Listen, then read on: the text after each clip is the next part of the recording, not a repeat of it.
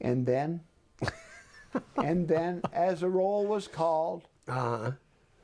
a senator by the name of Tony Stam, who wanted a district to beat Gary Brown and become and a guy by the name Cut out for him in Kalamazoo. So that he could take on the incumbent Gary Brown and beat him. Right. And then Charlie Zoller in Southwest Michigan won the same thing to get Ed Hutchinson. Right. They both voted no. And while McNeely still had my hand, the Democrats prevailed, and we lost. They snatched victory from the jaws of defeat. Yeah. No, they snatched victory. You saw defeat snatched from the jaws of victory by Stam and Zoller. Yes. And then we get to the Supreme Court, and Tom Brennan, one of the members of the Supreme Court, again, we thought we had the votes to do it, and Brennan voted with the Democratic side, and then wanted to be our candidates in years to come. Over the years, the result of Stam and Zoller has cost the Republican Party in Michigan dearly, because what should have been redistricting in the favor of Republicans became the redistricting in favor of Democrats. Yeah, but wouldn't that have been pretty much wiped out in 1982? 10 years later, they would have had to do it all over again anyway, and they did. And they came up with a plan then, Bernie Apol, that most people think was kind of neutral.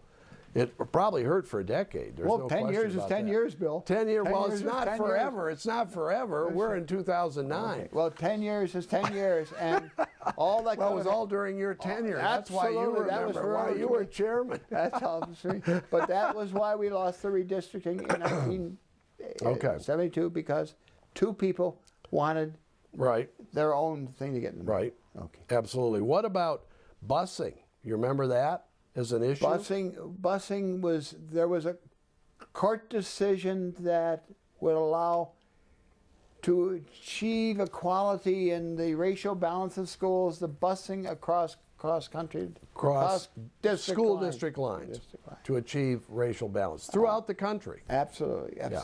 Well, there was a big backlash against it.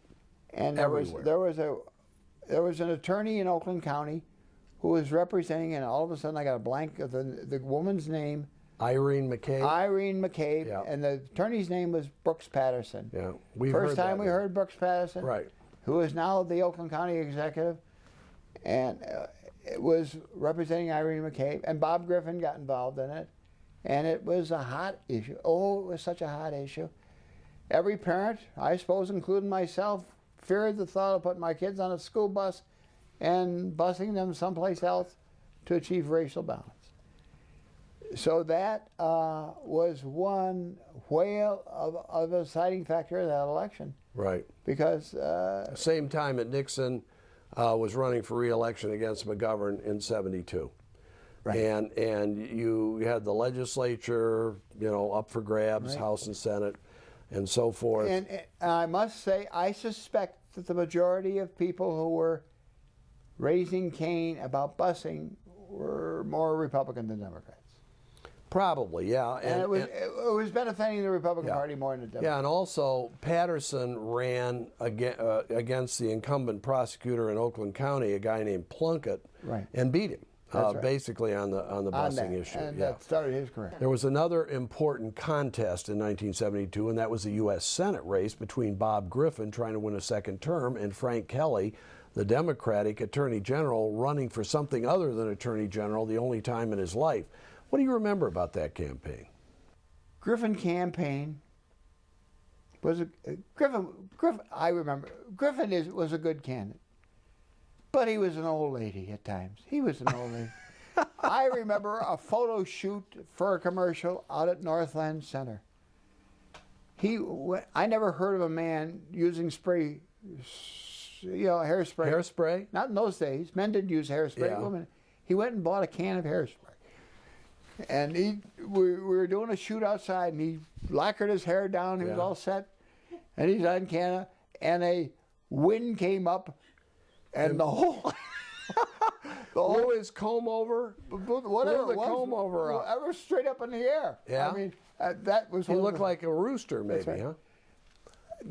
I remember Bob Griffin learning to campaign back in 1966. Yeah, where a candidate by the name of, or a governor by the name of Romney took him by the hand and introduced him to campaigning. And I remember, I don't know if it was, I think it was the 4th of July, or no, it was Labor Day.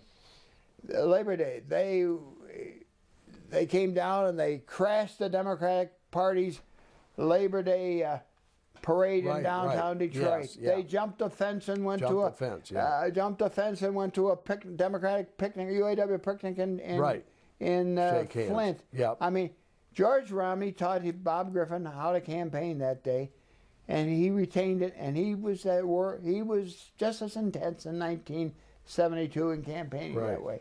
Unfortunately, the only specific thing I remember is the hair going up in the air. Let me ask you this: How do you think he beat? Do you think he only beat Frank Kelly in '72 because of Nixon's victory at the top of the ticket and coattails? Didn't hurt. It didn't hurt. Yeah. And he had no problem. He and Nixon were close personal buddies. They were close personal friends. I believe they were both freshmen in the House at the same time. But anyways, they served together in the House. Were very close friends. I'm sure the Nixon had strong coattails. I mean, the history of '72 is absurd. Nixon was such an overwhelming favorite, and it helped everybody. Going back to '66, when Griffin was running against G. Menon Williams in a race that, I mean, after all, this was the undefeated champ of Michigan politics. Opie Williams had won a record 6 times as governor, the last time in '58, but he had not run in 8 years, and he'd been out of the country. He'd been an assistant secretary of state in Africa. He'd been an ambassador to the Philippines. And he came home. The Democrats sought to reclaim the seat that they thought should rightfully be theirs, that Pat McNamara, who had just died, had held. And all of a sudden, here's this obscure congressman from Northwest Michigan appointed by Governor Romney to fill the seat. And they thought, well, we're going to knock him off easily. But it didn't happen. Why? Because George Romney, basically, the Romney magic at the top of the ticket, the Romney-Griffin bumper stickers carried Griffin. What happened? That and the genius of Ellie Peterson. Ellie Peterson somehow, unbeknownst to me, came up with a thought and went to Romney with it. And it was to have a coordinated campaign with everybody working together and nobody pulling apart and and she suggested, and Romney bought, that I become the state campaign coordinator. I stayed as vice chairman, but I almost full-time coordinated the campaign. For instance, one week we had 72 requests for Romney for speaking. Romney couldn't make 72 speeches, but we could send Milliken, we could send Griffin, we could send all Esch or whoever. So you covered everything. And so we never missed, or rarely missed, sending somebody to represent us at every request we had. We shared office space. There wasn't extra cost. We did TV. We determined, I shouldn't say we, I was one of the people, but the people like Walter Breezes, who was one of Romney's smart people, had worked out a system where we would cover every single media market every single day with somebody making some kind of news, totally dominating the televisions of all over the state.